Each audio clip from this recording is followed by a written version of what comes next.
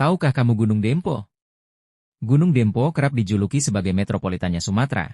Penduduknya patut berbangga dengan keberadaan kawasan indah seperti pagar alam, yang memiliki keelokan alami nan mempesona.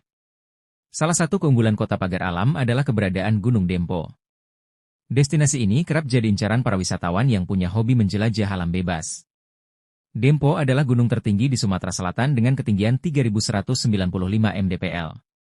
Gunung ini juga sekaligus menjadi bagian dari deretan pegunungan Bukit Barisan yang membentang di sepanjang Sumatera, bagai tameng raksasa yang membatasi Sumatera Selatan dan Bengkulu. Gunung berapi ini tergolong aktif dan memiliki dua puncak dan terdapat sebuah kawah di salah satunya. Kawah ini menjadi daya tarik tersendiri bagi para pendaki.